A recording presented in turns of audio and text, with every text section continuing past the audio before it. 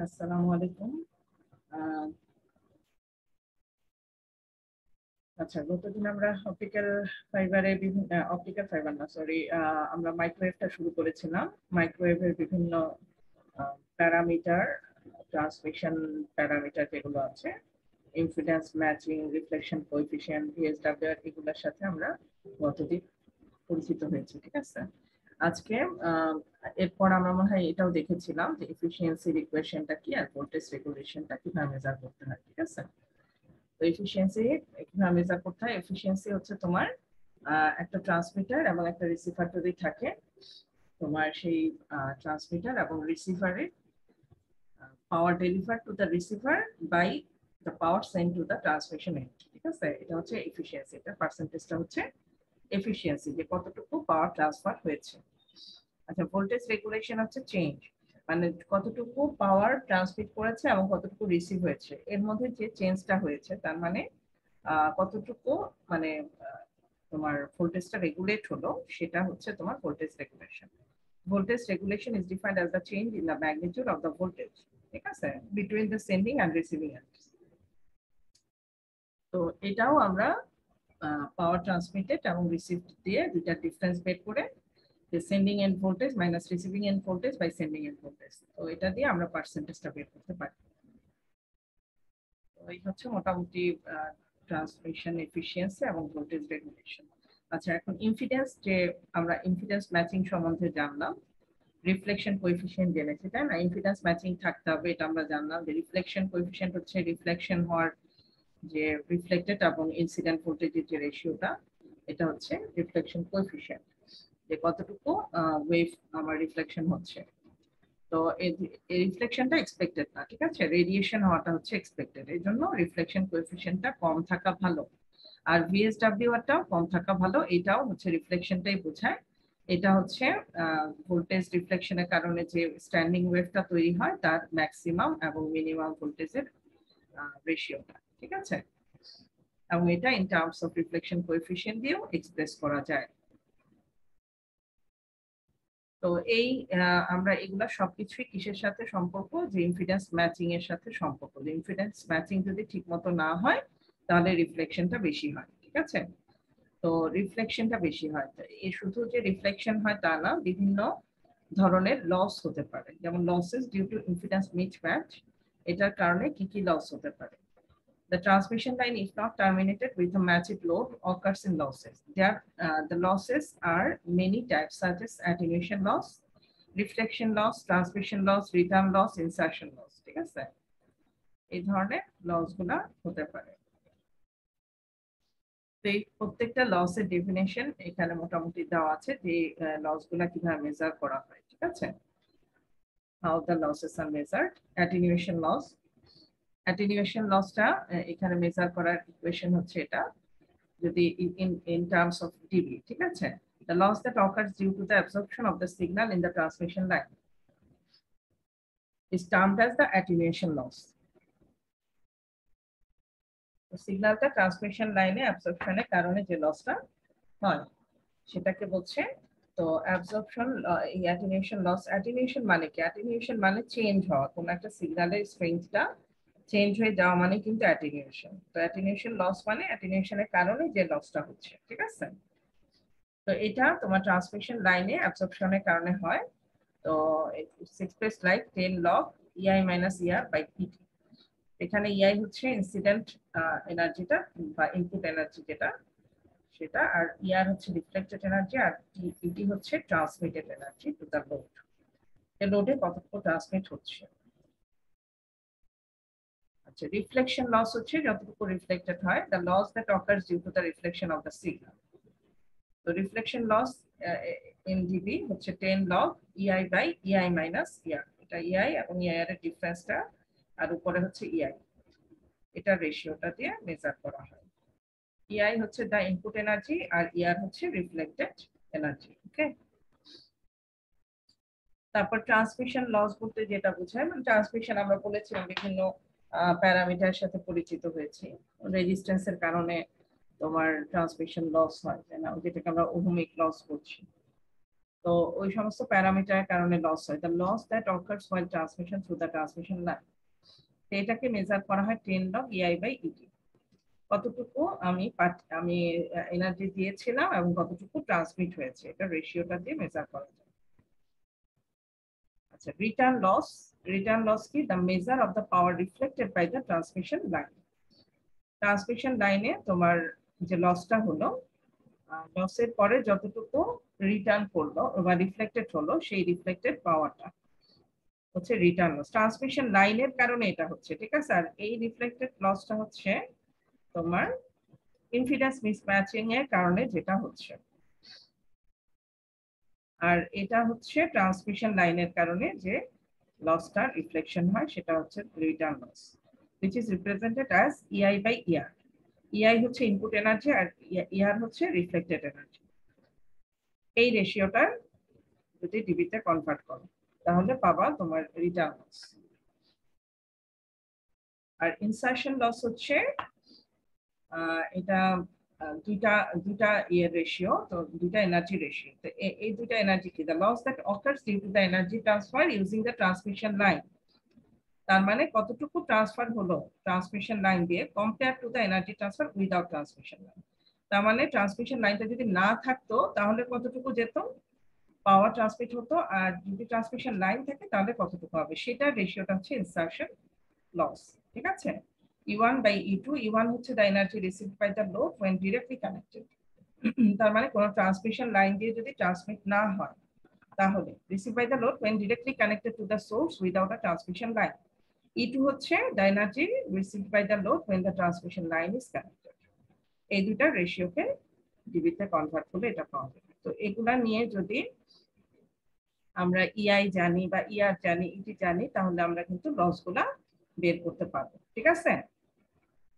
এইগুলা দিয়ে অঙ্ক কিন্তু করা যাবে, যে EI ER ET এগুলা দিয়ে কিন্তু অঙ্ক করা যাবে। এই ভ্যালুগুলা দেওয়া থাকলে এটা ক্যালকুলেট করা যায়। তাই এই ইকুয়েশন গুলা মনে রাখবা, কারণ এগুলা দিয়ে আমরা অঙ্ক দিতে পারি। ঠিক আছে। এগুলা মেজার করার যে ইকুয়েশন গুলো, এগুলা সব মনে রাখবা।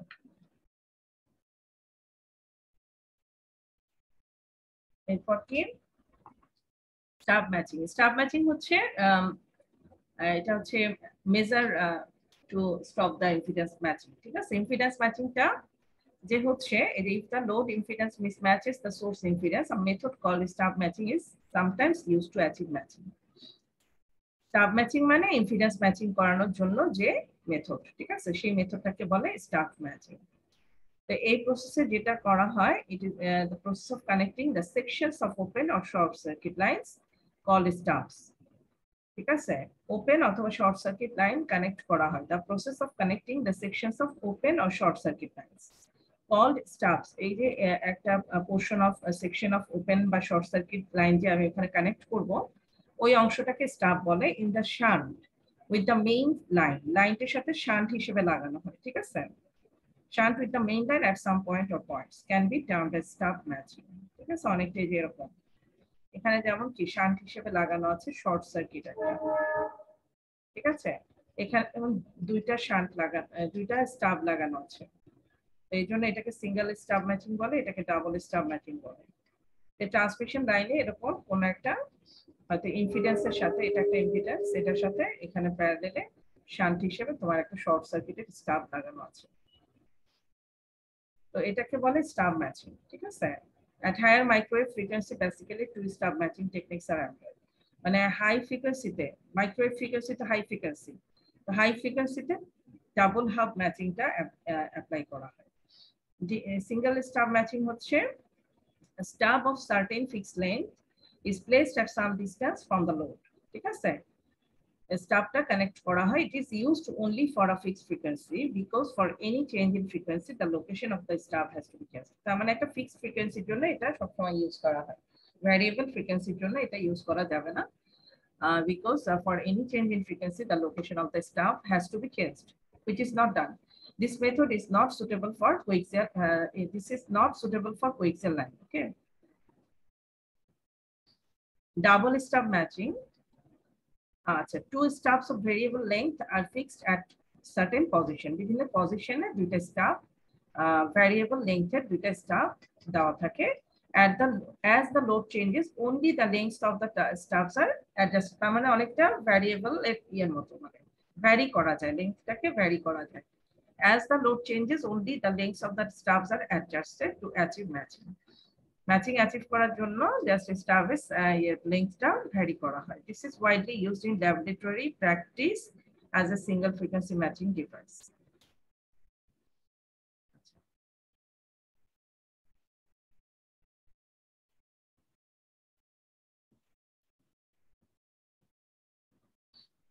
আচ্ছা, এটা হচ্ছে তোমার সিঙ্গেল স্টাফ এবং ডাবল স্টাফটা কিভাবে কানেক্ট করা হয়।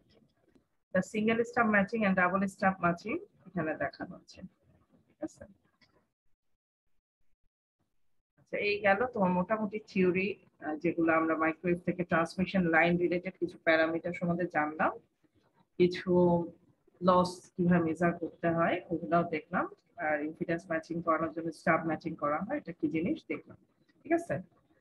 তো এই জিনিসগুলা দেখার পর আমরা কিছু অঙ্ক করি, যেগুলা আমরা যে কোশ্চেন গুলোর সাথে পরিচিত হয়েছে ওগুলা দিয়ে সলভ করা যায়। আর এই যে আমরা যে বিভিন্ন লসের ইকুয়েশন গুলা দেখলাম ওগুলা দিয়েও অঙ্ক নিজেরা ইয়ে করবা, যে ইআই ইয়ার এগুলা দেওয়া থাকলে ই1 ই2 এগুলা দেওয়া থাকলে কিন্তু অঙ্কগুলো সলভ করা যাবে। বা রেগুলেশন বের করতে বললে যদি আমি ট্রান্সমিটেড বা রিসিভড এনার্জি দিয়ে দেই তাহলে রেগুলেশনটা ক্যালকুলেট করা যাবে, এফিশিয়েন্সি ক্যালকুলেট করা যাবে, ওগুলা দিয়ে আর আমরা ছোট ছোট অঙ্ক করাচ্ছি না কিন্তু, ঠিক আছে। আচ্ছা, এই প্রবলেম 1টা যেহেতু এই রিলেটেড কিছু আমরা করি নাই, এটা বাদ দিলাম। প্রবলেম 2 থেকে শুরু। Problem 2, in a setup for measuring impedance of a reflectometer, what is the reflection coefficient when the outputs of two couplers are 2 megawatt and 0.5 milliwatt, ঠিক আছে, milliwatt and 0.5 milliwatt respectively. আচ্ছা, রিফ্লেক্টোমিটার মানে একটা ইয়ে কথা বলছে এখানে, ধরো একটা অ্যান্টেনার কথা বলছে, ঠিক আছে। In a setup for measuring impedance of a reflectometer, ঠিক আছে। ইম্পিডেন্সটা যদি মেজার করতে হয়, what is the reflection coefficient of the when the outputs of two couplers are এত এবং এত। তো ওখানে যেটা যে কাপলার ইউজ করা হবে সেটা তোমার ইনসিডেন্ট, এবং দুইটা কাপলারের এনার্জি তোমার আউটপুট হচ্ছে 2 মিলিওয়াট এবং 0.5 মিলিওয়াট। আচ্ছা, এই দুইটা কিসের এনার্জি? তাহলে আমাদের এই যে ইনপুট এনার্জি হচ্ছে তোমার একটা, আরেকটা হচ্ছে রিফ্লেক্টেড এনার্জি, ঠিক আছে। Reflection coefficient, what is the reflection coefficient বের করতে বলছে। এখন রিফ্লেক্টোমিটারে তোমার একটা হচ্ছে এখানে ইনপুট, হ্যাঁ, আরেকটা হচ্ছে তোমার reflected energy. In a setup for measuring impedance of a reflector, what is the reflection coefficient when the outputs of two couplers are এত এবং এত। আচ্ছা, তাহলে আমরা এখানে দেখো যেটা জানি যে আমরা রিফ্লেকশন কোএফিশিয়েন্টের ইকুয়েশন হচ্ছে এটা, যেটা আমরা ইন টার্মস অফ ভোল্টেজ দেখেছিলাম, ঠিক আছে। রিফ্লেকশন কোএফিশিয়েন্টটা ইন টার্মস অফ ভোল্টেজ, যদি ইন টার্মস অফ পাওয়ার হয় তাহলেও এটা দেখা যাবে এইভাবে, ঠিক আছে। এটা পাওয়ার, যেহেতু এখানে আমাদের পাওয়ার দেওয়া আছে, আউটপুট মিলিওয়াটে দেওয়া আছে, সো পাওয়ার দিয়ে এক্সপ্রেস করা যায় এভাবে, ঠিক আছে। এখন আমাদের একটা হচ্ছে রিফ্লেক্টেড পাওয়ার আর একটা হচ্ছে এখানে ইনসিডেন্ট পাওয়ার, ঠিক আছে। এটা ইনসিডেন্ট পাওয়ার, এটা রিফ্লেক্টেড পাওয়ার।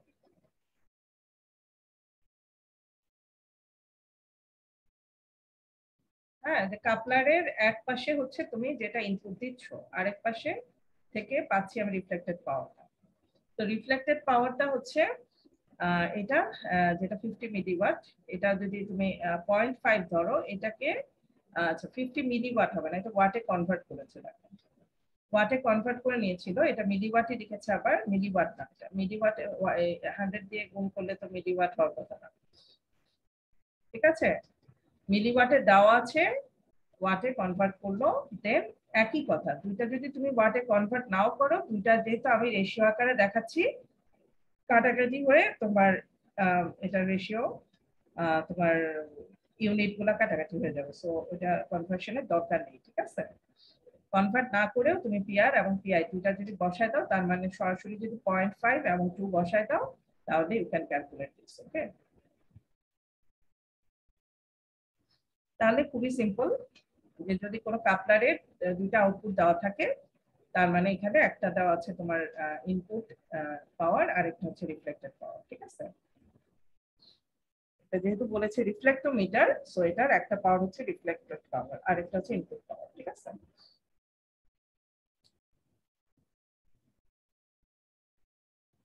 তো এই দুটা দিয়ে আমরা কি বের করলাম, রিফ্লেকশন কোএফিসিয়েন্ট। আচ্ছা, আরেকটা প্রবলেম, তা এরকমই ছোট ছোট প্রবলেম যেটা হয়তো বুঝতেই একটু সময় লাগছে, বাট অঙ্কটা খুব সিম্পল। ঠিক আছে, প্রবলেম আরেকটা দেখো, two identical couplers are used in a waveguide to sample the incident power as 3 milliwatt and reflected power as at.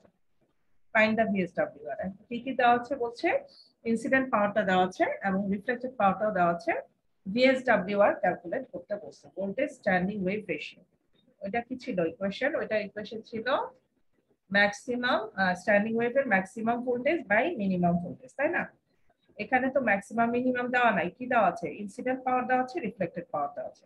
এখন আমরা ইনসিডেন্ট পাওয়ার আর রিফ্লেক্টেড পাওয়ার দিয়ে কি ক্যালকুলেট করতে পারি, একটু আগে যেটা করলাম, ইনসিডেন্ট পাওয়ার আর রিফ্লেক্টেড পাওয়ার দিয়ে রিফ্লেকশন কোএফিসিয়েন্টটা ক্যালকুলেট করা যায়, তাই না? আমরা বলছিলাম যে ভিএসডব্লিউ টা in terms of reflection coefficient দিয়ে এভাবে এক্সপ্রেস করা যায়, 1 প্লাস রো 1 মাইনাস রো, এটার রেশিও। তাহলে আমরা যেহেতু ইনসিডেন্ট পাওয়ার দেওয়া আছে এবং রিফ্লেক্টেড পাওয়ার দেওয়া আছে, উই ক্যান ক্যালকুলেট দিস। ঠিক আছে, আর যদি এখানে স্ট্যান্ডিং ওয়েভের ম্যাক্সিমাম ইয়ে দেওয়া থাকতো ভোল্টেজ এবং মিনিমাম ভোল্টেজ দেওয়া থাকতো, তাহলেও ভিএসডব্লিউ টা ক্যালকুলেট করা যেত, সরাসরি জাস্ট রেশিওটা বের করে ফেলা। ওকে, ওইটাও যদি দেওয়া থাকে তোমরা পারবা। আর যদি এখানে ইনসিডেন্ট পাওয়ার দেওয়া থাকে, রিফ্লেক্টেড পাওয়ার দেওয়া থাকে, তাহলে আমরা ফার্স্টে কি করব, রিফ্লেকশন কোএফিসিয়েন্টটা ক্যালকুলেট করব। এটা রোটা ক্যালকুলেট করে নেব পিআর বাই পিআই দিয়ে। পিআর বাই পিআর, এখানে হচ্ছে পিআর হচ্ছে এটা, এটা হচ্ছে পিআই। ঠিক আছে, তাহলে 0.25/3 আমরা বের করলাম রো। এখন রো এর ভ্যালুটা ভিএসডব্লিউ এর ইকুয়েশনে বসিয়ে দাও, 1 plus rho by 1 minus rho. ঠিক আছে, এখানে তাহলে ভিএসডব্লিউ এটা পেয়ে গেল। ওকে, এখন যদি ভিম্যাক্স মিনিমাম দিতাম, তাহলে উপরে ভিম্যাক্স নিচে ভি মিনিমাম বসিয়ে দিতাম, বসিয়ে দিলে তোমার ভিএসডব্লিউ টা ক্যালকুলেট করতে পারবে। আচ্ছা, এখানে দেখো এটা কি বলছে, two identical 30 dB directional couplers are used to sample incident and reflected power in a waveguide. ঠিক আছে, the value of VSWR is 6. VSWR value দেওয়া আছে, the output of the coupler sampling incident power হচ্ছে 5 milliwatt, incident পাওয়ারটা দেওয়া আছে, what is the value of reflected power, সবই তো দেওয়া আছে, ভিএসডব্লিউ দেওয়া আছে, ইনসিডেন্ট পাওয়ার দেওয়া আছে, রিফ্লেক্টেড পাওয়ার বের করতে হবে। কিভাবে বের করব,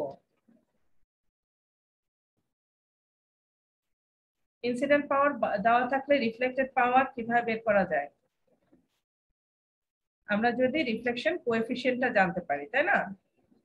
রিফ্লেকশন কোএফিসিয়েন্টটা জানতে পারলে আমরা এই রিফ্লেক্টেড পাওয়ারটা বের করতে পারবো। তার মানে এই ইকুয়েশনটা থেকে, এই যে রো এর এই ইকুয়েশনটা থেকে বের করতে পারবো, এই যে এটা। তাহলে আমাদের এখন আমার তাহলে রিফ্লেকশন কোএফিসিয়েন্টের ভ্যালুটা জানতে হবে, রিফ্লেকশন কোএফিসিয়েন্ট আবার ভিএসডব্লিউ থেকে বের করতে পারবো, যে VSWR equal to 1 plus rho by 1 minus rho equal to 6, এটা তো দেওয়া আছে। তাহলে এখান থেকে রোটা বের হয়ে আসবে, তাই না? এখান থেকে রো বের হয়ে আসবে, রো এর ভ্যালুটা বের হয়ে আসলো, দেন এই রোটা, রো ইকুয়াল টু আবার আমরা জানি এটা rho reflection coefficient equal to root over PR by PR, তার মানে reflected power by incident power. এখন এখানে আমরা সবই জানি ইনসিডেন্ট পাওয়ারটা দেওয়া আছে এটা, আর রিফ্লেক্টেড পাওয়ারটা বের করব এখান থেকে।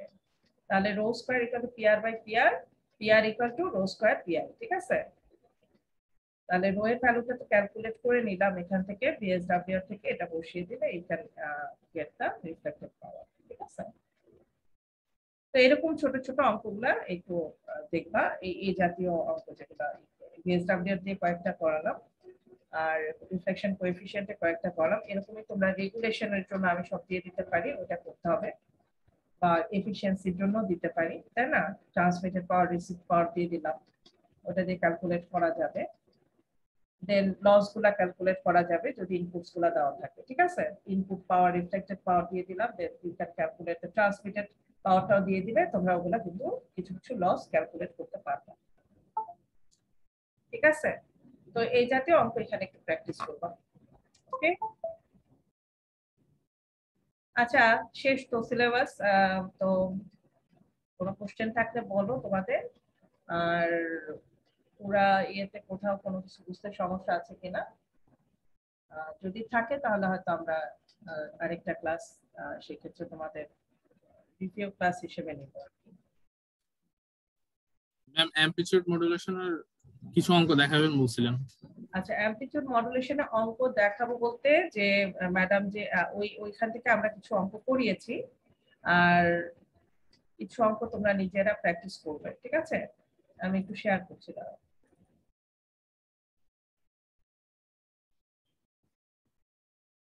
আচ্ছা, ওইটা আমি আমি যদিও ইয়ে ছিল যে শুধু ইয়ে থেকেই করাবো, বাট ম্যাডাম ওইটা আবার ওনার সেকশনে করিয়েছেন, সবগুলাই করিয়েছেন আর কি, বুঝছো? সবগুলাই যেহেতু করিয়েছেন তোমরা একটু দেখে নিবা। সহজ সহজ অঙ্ক, যে কুইজে আসছে তোমাদের অঙ্ক, এরকম অঙ্ক কুইজেও আসছে। এই যে এখানে যেমন আমরা এই চ্যাপ্টার, এই যে চ্যাপ্টার যেটা, এটা আমাদের চ্যাপ্টার 16 এর যে ইয়েটা শেয়ার করা ছিল তোমাদের সাথে, এখান থেকে আমরা মডুলেশন ইন্ডেক্স নিয়ে পড়েছিলাম, তাই না? এই যে মডুলেশন ইন্ডেক্স গুলো, এখান থেকে মডুলেশন ফ্যাক্টর কি, ইন্ডেক্স গুলা কি, তারপর এখান থেকে ক্যালকুলেট করা কয়েকটা অঙ্ক দেখেছিলাম, তাই না? অঙ্ক দেখেছিলাম কয়েকটা মডুলেশন ইন্ডেক্স রিলেটেড কিছু অঙ্ক আমরা এখান থেকে দেখছি। তো এখান থেকে ম্যাডাম আবার পুরা সবগুলো অঙ্কই করিয়েছেন, যেগুলা আমরা সবই জানি, ঠিক আছে? ইকুয়েশন গুলা কিভাবে কি করতে হয় না করতে হয়, এগুলা এই অঙ্কগুলা প্র্যাকটিস করবেন। মানে ম্যাম এই পিডিএফটার সবগুলো অঙ্কই দেখবো? হ্যাঁ, এই পিডিএফ এর অঙ্কগুলো একটু দেখে নিব, ঠিক আছে? এম রিলেটেড যে অঙ্কগুলো, সহজ অঙ্ক, ঠিক আছে, খুব একটা কঠিন না। তো এটা রিলেটেড যে অঙ্কগুলা, যেমন এই যে এখানে যেমন বের করতে বলছে যে maximum amplitude of the unit, ঠিক আছে? এখান থেকে তোমার ইকুয়েশনটা দেওয়াই আছে, এখান থেকে ক্যালকুলেট করা যাবে, ঠিক আছে? যে কিভাবে করে। আমরা কিছু অঙ্ক কিন্তু ল্যাথির বই থেকে করেছি, ঠিক আছে? আমরা ল্যাথির বই থেকে কিছু অঙ্ক করেছিলাম, বাট এইখান থেকে করিনি, ঠিক আছে? এখান থেকে করি নাই, তো এখান থেকে একটু ওই টাইপের কিছু অঙ্ক এখানে দেওয়া আছে, আরো ওই টাইপের আরো কিছু অঙ্ক এখানে দেওয়া আছে, তো এইগুলো এখান থেকে একটু দেখবো। এখানে দেখছি আমি সুন্দর সুন্দর অঙ্ক, এই অঙ্কগুলা। এই যে যেমন এখানে মডুলেশন কত পার্সেন্ট দেওয়া আছে, এখান থেকে তোমার ফ্রিকোয়েন্সি এবং অ্যামপ্লিটিউড, লোয়ার এবং আপার সাইডব্যান্ড ফ্রিকোয়েন্সি এবং অ্যামপ্লিটিউডটা বের করতে বলছে, এগুলা দেখবা। এই যেখানে মডুলেশন ফ্যাক্টর বের করা দেখেছি, এখানে সাইডব্যান্ড ফ্রিকোয়েন্সি বের করতে বলছে, এই জিনিসগুলো একটু আর কি।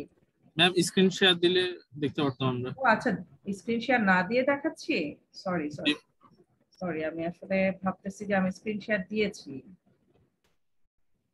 এই যে এই যে অঙ্কগুলা, আমরা তো কিছু মডুলেশন ইন্ডেক্স রিলেটেড অঙ্ক করিয়েছি, তাই না? এখান থেকে চ্যাপ্টার 16 থেকে। আমি ভাবছিলাম যে আমি মনে হয় তোমাদের দেখাচ্ছি, যে স্ক্রিন শেয়ার দিয়ে দেখাচ্ছি। এখান থেকে আমরা মডুলেশন ইন্ডেক্স এর অঙ্ক করেছি না কিছু, এখান জি থেকে ম্যাম। করেছি, আর ল্যাথির বই থেকে আমরা কিছু অঙ্ক করছি, তাই না? তো ওই ওইরকম কিছু অঙ্কই এগুলা, যেমন এখানেও কিছু অ্যাভয়েডেবল এরকম অঙ্ক আছে, ঠিক আছে? এখান থেকে দেখে নিও কয়েকটা অঙ্ক, এগুলো ম্যাম এক্সামে কি ডেরিভেশন থাকবে? করেছি। হ্যাঁ, এগুলা করেছি। হ্যাঁ, ডিরাইভেশন থাকতে পারে, তো থাকবে না? এই যে যেমন এখানে ফ্রিকোয়েন্সি ক্যালকুলেট করার অঙ্ক, তারপর এই যে এই ভোল্টেজটা যেমন দেওয়া আছে, হ্যাঁ, এম ওয়েভটা দেওয়া আছে, এখানে ম্যাক্সিমাম মিনিমাম অ্যামপ্লিটিউড বের করতে বলছে, সাইড ব্যান্ড, এখানে এই যে frequency component, what is the amplitude of each component, মানে এটা এই ইকুয়েশন থেকে কিন্তু সব মেজার করা যাচ্ছে, এগুলা দেখবা। তারপরে এই যে ফ্রিকোয়েন্সি অ্যামপ্লিটিউড ওভার লোয়ার এবং আপার সাইড ব্যান্ডে কতটুকু ফ্রিকোয়েন্সি আছে, অ্যামপ্লিটিউড আছে, এগুলা ক্যালকুলেট করা। এগুলো তোমাদের কুইজেও ম্যাডাম মনে হয় দিয়েছিল একটা অঙ্ক, যে side band frequency, amplitude of side band component, এগুলো একটু দেখবা, এই অঙ্কগুলো একটু দেখো। এখানে আরো আছে মনে হয়, নিচের দিকে কিছু অঙ্ক আছে। এই যে power, power in side band, power of modulated wave, এগুলো ক্যালকুলেট করা। ছোট ছোট অঙ্কই করে নিও একটু, হ্যাঁ। ম্যাম পার্ট এ আর পার্ট বি তে কোন চ্যাপ্টার গুলো থাকবে এটা কি ডিসাইড হইছে? হ্যাঁ, ম্যাম পার্ট এ আর পার্ট বি তে না ওরকম কিছু ডিসাইড হয় নাই, বাট আমাদের পার্ট এতে বলছিলাম যে থিওরি বেশি থাকবে আর ইয়েতে মনে হয় অঙ্ক বেশি থাকবে, এই তো কি যায়, কিন্তু পার্টে পার্ট বি ডিসাইড হয় না কিছু এরকম কি আলাদা আলাদা কোনো স্পেসিফিক বলা নাই, সবই পড়তে হবে, সব না পড়লে পারবা না, স্কিপ করলে তোমার কোশ্চেন ছুটে যাবে। কোশ্চেন এমন ভাবে করা হবে যে তোমাকে সব টপিকই কভার করতে হবে, এটাই ওবি টার্গেট, ঠিক আছে? ওবি রিলেটেড এডুকেশনে তোমার আউটকামটা এনশিওর করতে হয়।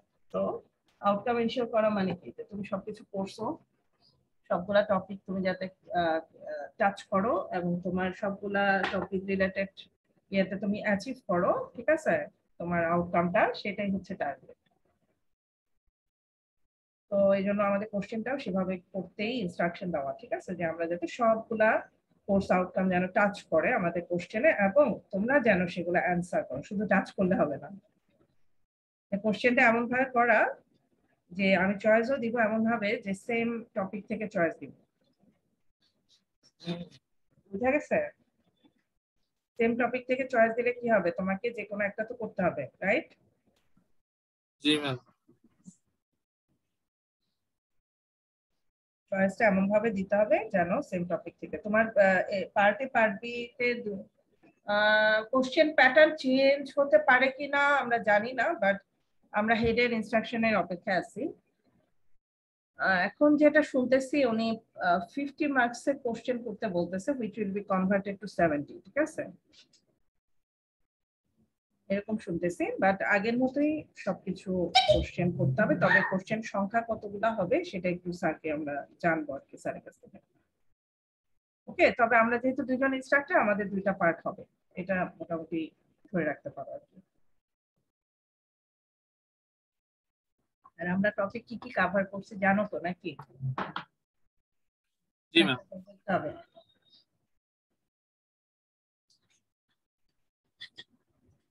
প্রথমে কি পড়ালাম, প্রথমে অ্যামপ্লিটিউড মডুলেশন, দেন ফ্রিকোয়েন্সি মডুলেশন, দেন কি পড়ালাম বলো, পালস মডুলেশন পড়ালাম, ওখানে আমরা ডেল্টা মডুলেশন, ডিপিসিএম অনেক কিছু দেখেছি, তাই না? ওখান থেকে আবার অঙ্ক, সবগুলাতে অঙ্ক করানো হয়েছে, এম থেকে যেমন এটা এটা থেকেও একটু অঙ্কগুলা দেখবা, ঠিক আছে? এই চ্যাপ্টার 16 এর অঙ্কগুলা দেখবা, এখানে সুন্দর সুন্দর অঙ্ক আছে এই রিলেটেড, আমরা কিছু অঙ্ক তো প্র্যাকটিস করেছি, তারপরে এইগুলা নিজেরা প্র্যাকটিস করবে। আর ম্যাম অন্য চ্যাপ্টার গুলোর জন্য শীটের ম্যাথ গুলা দেখলেই হবে না? অন্য, হ্যাঁ হ্যাঁ, যেগুলো আমি করাইছি সেগুলো দেখলেই হবে। এটা যেহেতু ম্যাডামও কভার করছেন, এই জন্য আমি তোমাদের বলে রাখলাম যে এটা তোমরা নিজেরাও প্র্যাকটিস করে রাখো, কারণ ওই সেকশন যেহেতু করেছে তোমরাও করো, ঠিক আছে? এটা কি এটা মনে হয় ইয়ে related, find the edge modulation, এগুলো দরকার নাই, ঠিক আছে? যে 16.13টা দরকার নেই। ম্যাম শীটের বাইরে আলাদা কোনো ফর্মুলা তো দেখার দরকার নাই তো, তাই না ম্যাম? না না, যেগুলো আমরা ফর্মুলা শিখেছি ওর মধ্যেই করব। এই যেমন এগুলা দেখবা, সাইড ব্যান্ড ফ্রিকোয়েন্সি বের করা, এগুলা দেখবা, এই যে 16.11 পর্যন্ত দেখো, ঠিক আছে? 16.11 পর্যন্ত দেখো, দেন এখানে আবার দেখো মডুলেশন ইন্ডেক্স বের করা অঙ্ক আছে, এখানে দেখো আবার 16.14 থেকে আবার দেখো 16.11 পর্যন্ত দেখো, দেন 16.14 থেকে আবার দেখো, ঠিক আছে? এগুলা দেখো। এই তো এম মডুলেশনে আমরা অঙ্ক যেগুলা করছি তার বাইরে এই শীটের অঙ্কগুলা একটু দেখবা, ওকে? আর যেগুলা দেখবা যে না টপিকের বাইরে চলে গেছে সেগুলো আর করা দরকার নেই, ঠিক আছে? যদি দেখো আরো অঙ্ক এরকম আছে যে যেটা টপিকের বাইরে আমাদের, তাহলে এই টাইপের অঙ্ক করতে হবে। ম্যাম অ্যাটেন্ডেন্স শীটটা দিবেন? এই যেমন এটা এটা যেমন ফ্রিকোয়েন্সি মডুলেশনে চলে গেছে, এটা আমার দরকারই নেই, ঠিক আছে? আমি শুধু এম মডুলেশন রিলেটেড অঙ্কগুলো এখান থেকে করবো, ঠিক আছে? বুঝছো কথা? জি ম্যাম। এখানে এই যে ফ্রিকোয়েন্সি মডুলেশন শুরু হয়ে গেছে না, এখান থেকে অঙ্ক পাক, এখান থেকে আর করতে হবে না, এর আগ পর্যন্ত যে কয়টা অঙ্ক আছে যেমন 16 পয়েন্ট দ্বারা দেখে নেই, এম মডুলেশন না, এগুলো দেখে নেই, এমই তো, এগুলা সব এম, এই যে এম এর মধ্যে পড়ছে এগুলা একটু এগুলা দেখবেন। 11 পর্যন্ত দেখো, 11 পর্যন্ত দেখে এই 12 কি যেন বলছে বুঝতেছি না, দেখি what will be the antenna current when modulation is আচ্ছা এটা অ্যান্টেনা কারেন্ট বের করতে বলছে, এটা দেখতে পারো, বাট 11টা স্কিপ করতে, 11টা তো দেখবাই, 11 12 দেখো, 13টা স্কিপ করো, কারণ এটা এই ধরনের কিছু আমরা করি নাই, এজ মডুলেশন বলতে কিছু করি নাই আমরা, তাই না? এটা বাদ, দেন 14 পূর্ণ করো, তারপর মনে হয় শেষ। হ্যাঁ, 15 পর্যন্ত শেষ, এরপর ফ্রিকোয়েন্সি মডুলেশন শুরু হয়েছে, এখান থেকে আর করতে হবে। ঠিক আছে বেটা? ফ্রিকোয়েন্সি মডুলেশন থেকে আবার আমি যেগুলা করাইছি সেগুলাই করবা, এখান থেকে আর করবা না। এই গেল। আর আমরা অ্যামপ্লিটিউড মডুলেশন দেখলাম, এই রিলেটেড অঙ্কগুলা দেখেছি, আমি যেগুলো ভিডিও শেয়ার করেছি তোমাদের সাথে, ওই ভিডিওর অঙ্কগুলা করবা সব। আর এখান থেকে বললাম যে এই যে 15 পর্যন্ত দেখবা। আর কি বলবো, একটু এক সেকেন্ড, একটু অপেক্ষা করো, 1 মিনিট।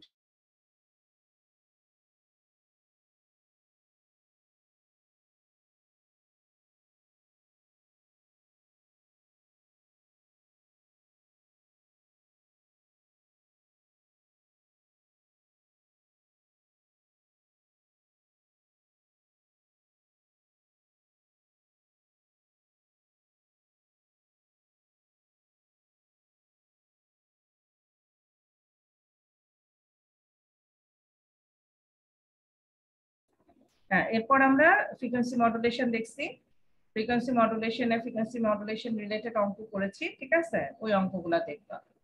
আবার এরপরে আমরা পালস মডুলেশনে গিয়েছি, পালস মডুলেশনে PCM, DPCM, delta modulation, adaptive delta, এগুলো যা যা দেখেছি সব দেখবা, দেখে দেন অঙ্কগুলা করবা।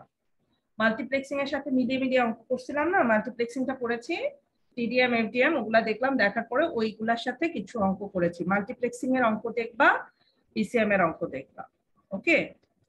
ওটা গেল। তারপর কি করেছি বলো? Line codes and digital modulation, right নাকি? হ্যাঁ, লাইন কোড আর ডিজিটাল মডুলেশন দেখলাম, ওগুলা দেখবে। ডিজিটাল মডুলেশনের সবগুলা যতগুলা স্কিম আছে, বা কোনটা মডুলেশন কোহেরেন্ট, নন কোহেরেন্ট মডুলেশন স্কিম দেখেছি না অনেকগুলা, ওগুলা সবগুলা মেথড গুলা দেখবে। কোনো না কোনো থিওরি, এগুলা কিন্তু থিওরিটিক্যাল কোশ্চেন, তাই ইকুয়ালি আসবে, কিন্তু থিওরিটিক্যাল ইকুয়ালি এবং ম্যাথমেটিক্স ইকুয়ালি, সবই ম্যাথ আসবে না শুধু।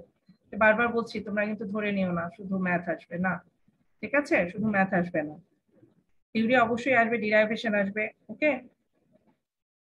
তো ওখান থেকে দেখবে, ফাইনালি উভয় প্রিপেয়ার্ড হতে হবে। তো থিওরি যেমন কোহেরেন্ট, নন কোহেরেন্ট মেথড গুলো আমরা দেখেছি, ওই মেথড গুলো যেভাবে আমি তোমার দেখেছি পড়িয়েছি ওইভাবে দেখবা।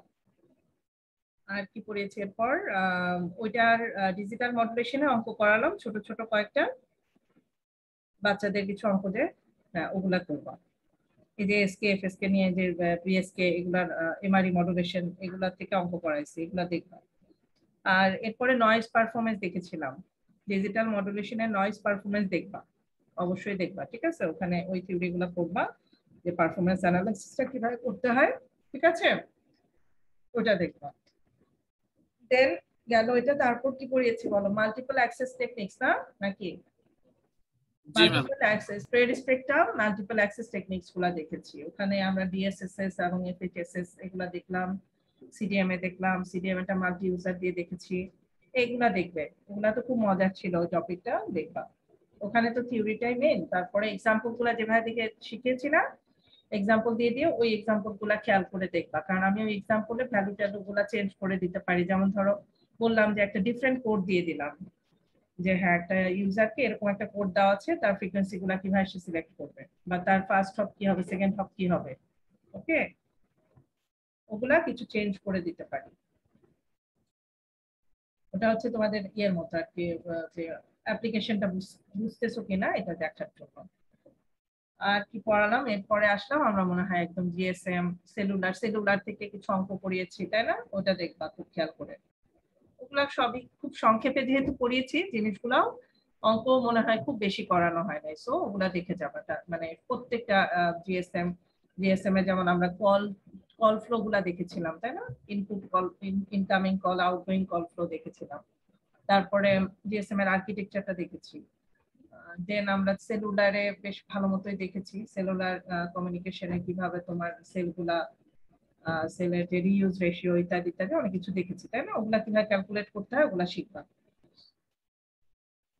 ওই ক্যালকুলেশন গুলা দেখে তারপরে ফাইবার অপটিক্স এর খুব বেসিক দেখেছি আমরা, তাই না? অ্যান্টেনা থেকে খুব বেসিক কিছু ডেফিনেশন, কি কি ধরনের অ্যান্টেনা থাকে, ফ্রিকোয়েন্সি কি, ব্যান্ডউইথ কিভাবে ক্যালকুলেট করতে হয় এগুলা দেখেছি। ছোট ছোট খুব অ্যান্টেনা থেকে মনে হয় ব্যান্ডউইথ ক্যালকুলেশনটা দেখেছিলাম। আর ফাইবার অপটিক থেকে যা দেখেছি তাই, তাই না? যে আমরা কি ফাইবার অপটিক দেখেছি যে ট্রান্সমিশন, একটা লিংকে, ফাইবার অপটিক লিংকে কি কি থাকে, ট্রান্সমিটার থাকে, লিংক থাকে, দেন একটা রিসিভার থাকে। ফাইবার অপটিক লিংকে ফাইবার অপটিক্স এর কনস্ট্রাকশনটা দেখেছি, যে ওটার ভিতরে কি কি লেয়ার থাকে এবং তারপর লাইটটা কিভাবে ট্রান্সমিট করে, ঠিক আছে? এই বিষয়গুলো একটু দেখলাম। তারপর আমরা পড়লাম যেটা মাইক্রোওয়েভটাই তো দেখলাম। ফাইবার অপটিকের পরে চলে আসলাম মাইক্রোওয়েভ ট্রান্সমিশন। স্যাটেলাইটের যেমন কয়েকটা ক্লাসিফিকেশন দেখেছি, কি কি ধরনের স্যাটেলাইট হয় ডিপেন্ডিং অন দেয়ার অল্টিটিউড, ঠিক আছে? হাইটের উপর ডিপেন্ড করে কিভাবে এটা ক্লাসিফিকেশন হয়েছে, এটা কাজটা কি। দেন আমরা মাইক্রোওয়েভের ট্রান্সমিশন রিলেটেড যা যা আজকে এই টপিকটাতে কভার করেছি, ঠিক আছে? আর অঙ্ক করলাম কিছু, ঠিক আছে? মাইক্রোওয়েভ ট্রান্সমিশনে কিছু অঙ্ক করেছি। এই তো মোটামুটি, নাকি আরো পড়ানো দরকার? না ম্যাম। আচ্ছা ঠিক আছে, যাই হোক। ম্যাম আমাদের অ্যাটেন্ডেন্স ফর্মটা। আচ্ছা আচ্ছা, তোমাদের ক্লাস আছে এখন? ম্যাম নেক্সট ক্লাসে আমাদের কুইজ আছে একটা। আচ্ছা ঠিক আছে, দিয়ে দিচ্ছি লিখতে। এটা না, না এটা না, সরি এটা না, এটা।